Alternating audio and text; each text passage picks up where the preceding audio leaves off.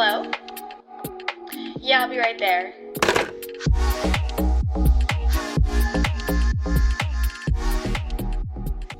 Hi, welcome to the Jersey Girl podcast. How are you? Good. Feels great to be a Jersey girl today. I know. Today you're on the other side of the camera. I know. I got to be on the front side of the camera for a little bit, though, which was really fun. Like, thank you again for letting me get pictures. They all turned out amazing. They literally were right out of my Pinterest board. They looked so good. That's the goal. The big thing I like to do, I almost want to kind of rebrand it to call like a branding shoot, like bring Pinterest to life. Yeah. No, you really, you go to shoots. I've done a couple photo shoots, and, they all turn out really good, but, these were, killer. I'm so excited to go through all the photos and, see which ones I like and see which ones I'm going to try to use. I think they all were. I think there's one photo I was like, oh, I don't know if I like that one. They all looked really good. That makes me so happy to hear. I guess I did something right today. Yeah, no, you did, definitely. And thank you for setting this all up. No, thank you. So before we get more into what you do, can you give us just a very surface level background about yourself and how you got to where you are now?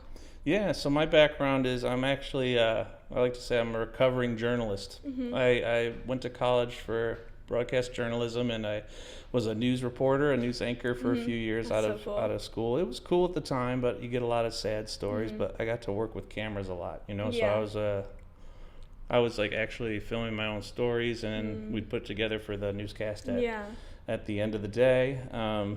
From there, I met my lovely wife. Mm-hmm. She's from Jersey. She's a Jersey girl. Mm-hmm. So we were down in Tennessee at the time.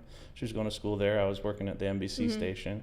And she wanted to move back home. So we moved up to Staten Island. We took a couple different sales jobs. And everything I try to keep kind of relevant to what I do, Yeah. But everything it's tied in with cameras and storytelling. That's the biggest thing. Yeah. So what's fun about branding shoots is I eventually made my way to starting my own business and focusing it on storytelling through images for social media or for commercial use or for videos or for your website.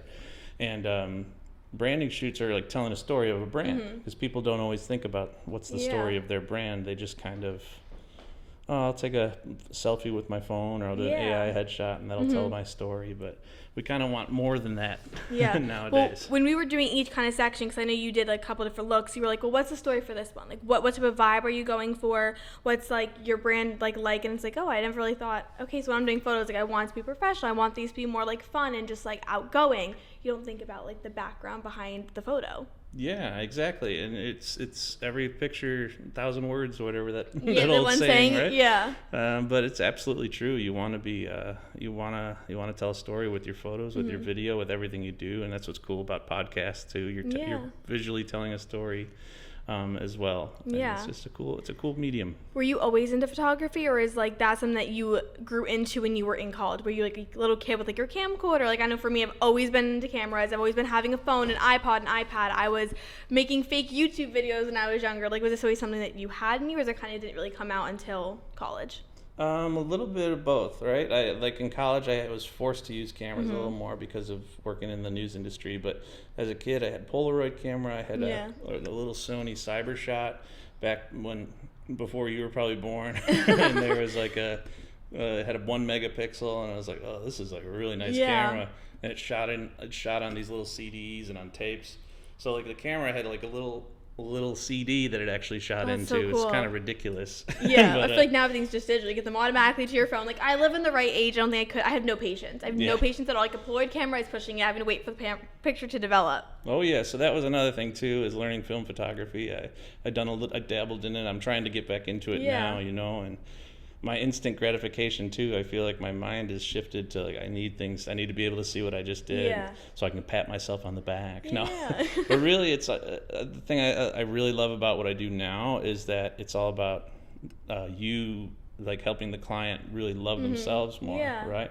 So you get to see yourself in a different light. Yeah. I'm sure you take pictures of yourself a lot with your phone or things like that, but there's nothing quite like what we did today, right? Yeah. Well, I've obviously I've done some photo shoots. I've never gone that I don't know how to say this, but I've never done more serious photos. I never put on a fierce face. It's always very I have to smile. I need to portray sweet. But I'm 20. It's okay for me to pose I did. You know what I mean? Nothing. We didn't do anything too promiscuous, but just having that confidence in the picture and not being scared to show that confident side of me is something I never really done like before until now. And then also I came and I got my hair done, I got my makeup, like I felt so good in front of the camera. And no matter, I'm comfortable in front of the camera, but I felt really comfortable today. And I was a little nervous walking in, you know, having all eyes on me, but you made it really comfortable too. That is wonderful to hear, because that's a big part of it too, is you want to be able to come in and like treat yourself and have a session where you're not worried about the whole time, like, how do I look on camera? Yeah. I want you to be confident, because that shows on the camera right away. Like if you're not confident, or if you're uncomfortable, if you're sad, like, you can't hide who you are. It shows. But so usually I try to keep everything very jovial, and I'm very good at self-deprecation. So that helps a lot with helping people smile and whatnot. But and I teeter on the line of telling. I can kind of get a read of people on how, like, if you can say something a little more crude to get them to smile, or if you can say something that's a little dorky, you can get them to smile. It's like you can kind of get a gist of who your clientele is just while they're getting their hair and makeup done. So that's a part of the process I really like too, is including the hair and makeup. So when you come in, you're not having to be like this big sweaty guy, like, hey, let's talk about photos. Instead, you get to sit with really nice folks who do your hair, do your makeup. They remind you how beautiful and awesome you are, and that's the whole fun part of the project. What made you take a leap into doing this yourself and not working for like another photography business? I'm bad at having a boss. I think.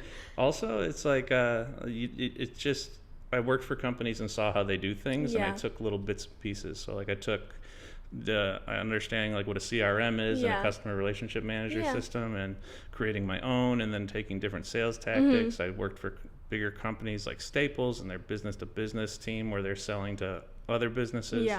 I worked for a company called DeGero, the last company I worked for before doing my own thing.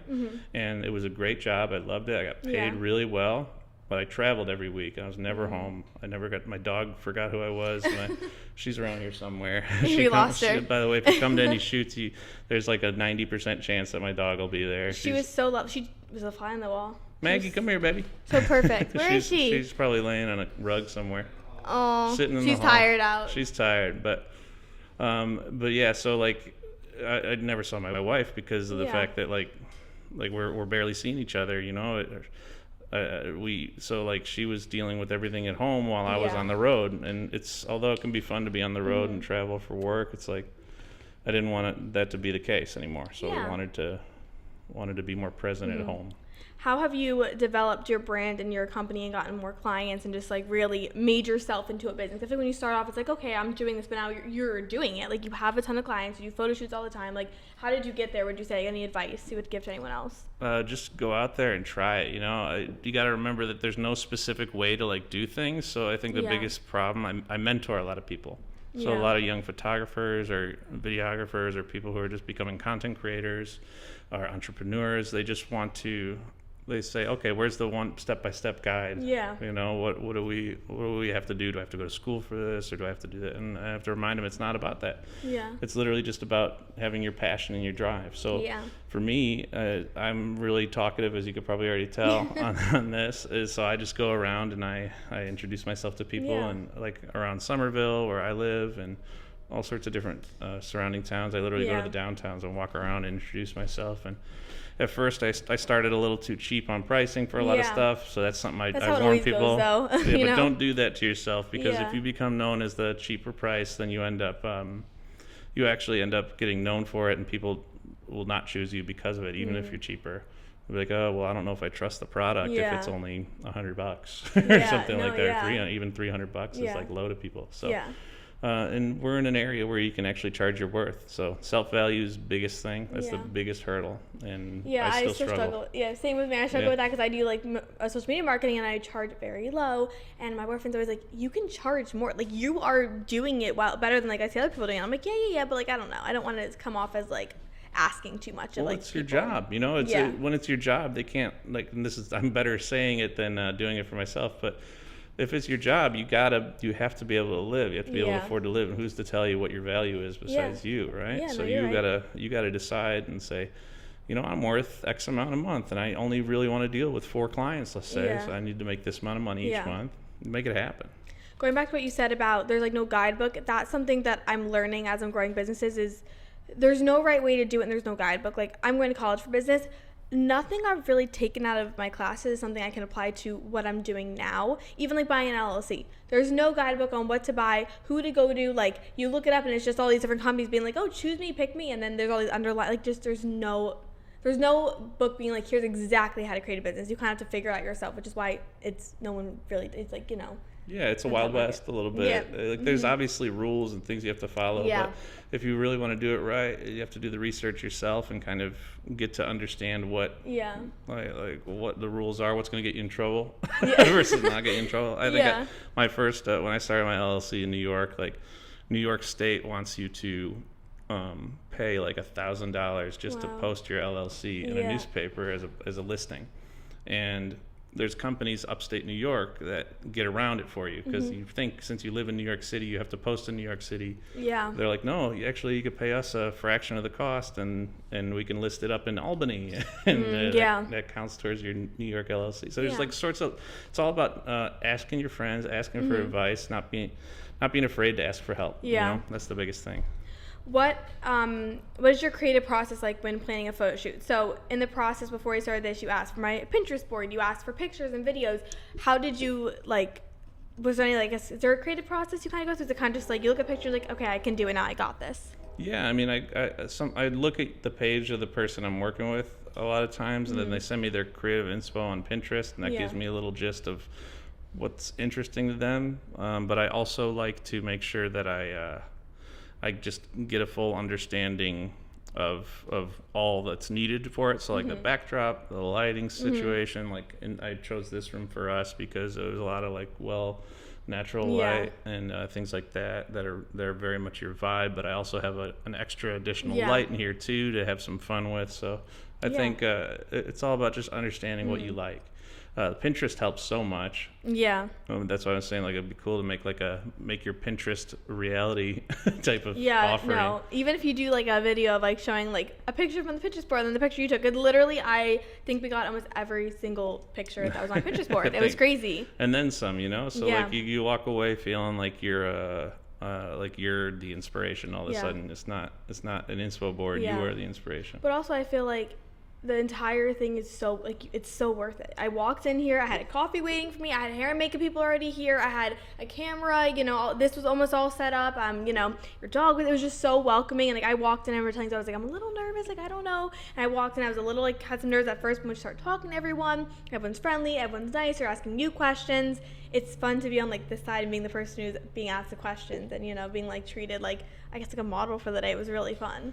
That's what we want to hear. I want you to feel like you're the star of the day. Yeah. It's like that for any style shoot, whether it's a branding shoot or a beauty shoot or just headshots, simple headshots. I'm good. I feel like I'm good at telling people and reminding them how freaking cool they are and finding features that are really amazing about people. I think everybody has really beautiful eyes in their own ways. I've had people with eyes with different spots within the iris. And it's really insane what you see out there. It's amazing. How do you make people feel comfortable on a set? Because the first time we met, you were doing pictures for Blush Tan Summit, and I was in a bikini the first time we took photos together, and I was a little nervous, but you made me feel comfortable. And even when I came here putting on different outfits, trying different things on, you made me feel comfortable. Do you have any strategies, or kind of just you're a people person, you're a person when you can read people really well? I think it's a mix of that, Again, I think it's the humor of it all. Having my dog here always helps people because she's a goofball, but she's also kind of loud. But I have a way about myself, I guess, that I just kind of try to keep everything pretty low key. I talk a lot, so I like to joke around a lot. I don't want to take myself too seriously. You can tell if you look at my page on Instagram, you can see that I'm pretty much a goofball, and I think that helps everybody feel more comfortable. With the Blush Tan, it's okay, you see this big sweaty guy in here, going to take your picture, and it's just a row of women in their bikinis coming to show their tan lines. It's it's probably not, they probably wouldn't want a male photographer rolling in for things like that usually, but I try to show I'm not there to try and be weird. I'm there to help you feel awesome in what you're wearing, and I think it helped that brand a ton to have you guys there. Everybody was confident and showed off the work that they did. Is really cool. Yeah, it was a really fun shoot. It's how we got connected, which is so cool. What services do you offer now? So for your business, if someone would come to you and be like, hey, what do you offer? Where do I start? How do you explain each package? It's really kind of it starts at like I guess a mini content session, right? So if you're a business, I have sessions that are like mini session versus full-on 4-hour session, or if you need commercial shoot, those rates can really vary in what the offering is. Yeah. But if it's like what you did today, I kind of keep like family shoots as well as branding shoots and headshot shoots on a similar barometer of how I tier it. Yeah. So like you can have a simple package where you can come in, you just want to basically feel like a model for an hour. Yeah. And you don't even necessarily need to get hair and makeup done. You just want to feel what it's like to be in the studio or out in the sunset and do something fun. And then it tiers up. So like we have packages that have video, we have packages that add on hair and makeup, like what you had today. So it's just several different options. I'm reworking what I call them, because I think I just call them like mini shoot versus head to headshot shoot to full on personal branding to everything in the kitchen sink. What's been the most memorable photo shoot you've had? That's tough. You know, I think it's pretty special, but my wife never lets me take her photo. Oh. So I got her business. She owns a small business bakery in her own home. It's the best. It's why I'll forever look like I do, because I'm always taste testing. But I got her an article to be put in an article in one of the local lifestyle magazines, and it was pretty cool to see. That they interviewed her and they said, you can choose your photographer. She's like, I know a guy, I guess. So she let me do a photo shoot with her, and it was really fun.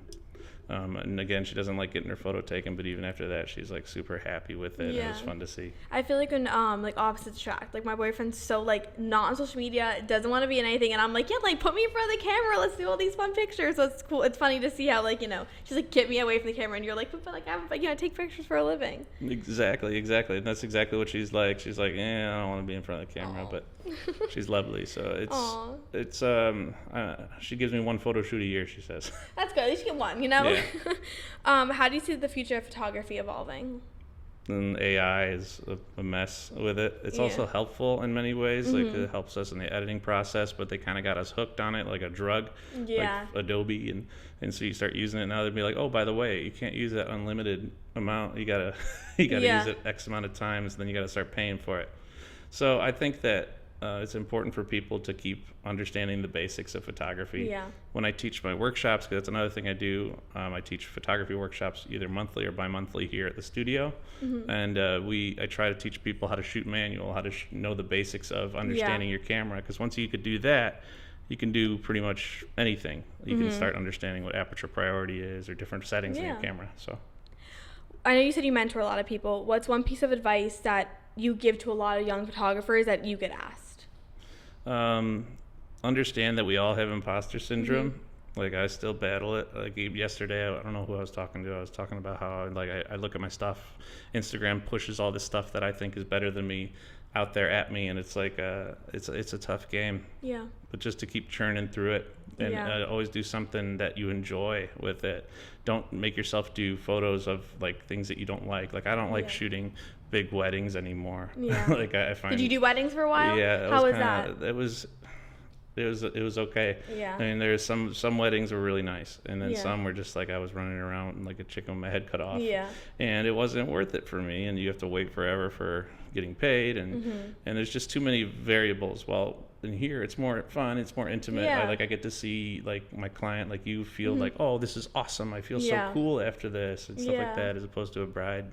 It's like you're handing them the album and you're hoping that she's not gonna. Yeah. Probably more like what's the word? I guess not intimidating, but it's more probably like scary, because it's like the wedding only happens once, and if you miss one moment, it's gone. You know, and here it's like, oh wait, can we try that pose again, or can you hold that a little longer? Like I could go back and do a pose, but you can't like go back and do like the ceremony again. I could try it. I could tell them like, hey, real quick, do that kiss again. Yeah. No, but if you miss something in a wedding, definitely it's not great. Yeah.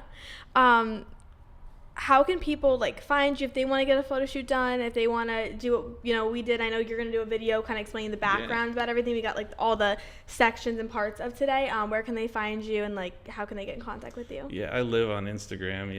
I'm at Mondlock Moments, so they can go to at Mondlock Moments. It's like Monday, the beginning of Monday, MOND, and then lock and moments. And then on my website, mondlockmoments.com. Or yeah, that's the best way to find me is online, and shoot me a note. I answer DMs too quick, probably. Yeah. No, I text you and then I get an answer. It's like nice. You know, some people you're waiting all day for, but no, you answer very fast. I'm pretty quick about it. Same with me. I'm like chronically on my phone. Chronically. Yeah, it's an addiction. It's That's bad. another podcast episode. If people are kind of on the fence, if they feel like they want to do it, they're not sure. Like, what would you tell them to kind of consider? Well, if they're local, I co-run a networking group with a couple of friends that like it's free for people just to come and meet other business owners and entrepreneurs. They don't have to be a photographer. It could be anything. Yeah. If you want to start a coffee shop, if it's anything really, just come by. We meet every other Wednesday morning, and it'll be kind of a fun opportunity to meet other like-minded people. Networking is the key to like building a business because Exactly. you got to see people as not competition, but as like, you know, someone who can help you, and even just, you know, like this opportunity was some networking. Yeah. You reached out to me, we started talking, and now we got to do a really fun podcast and photo shoot together. Yeah, I'm super grateful. Thank you for inviting me to come in and doing a whole photo shoot with me. It was really fun. Got some really fun pictures. I'm excited to see all the photos and all the BTS and everything. Yeah, me too. This is gonna be great. Maggie, come here. Come, baby. Maggie. She coming? Yes. I hear her slowly puttering over. Come here, babes. Oh. Yay, come here. Hi, come in the camera. Yeah, there she is. Come here, baby. So this is Maggie Rowe. She is at 80 to 90% of the shoots. Yeah, she was fun to have today. I don't know if you can see her on the camera or not, but Here. What do you gotta say? Maggie, hey. She's like, nope, sit. Speak. Speak. He's like, I don't know. Maggie, speak. Good, sweet, yeah. Lot to say. Okay, well, thank you so much for coming on, and thanks you to Maggie for joining us. If anyone wants to reach out to me, put your Instagram and everything in the show notes. So thank you so much. I had so much fun. Thank you. This was fun.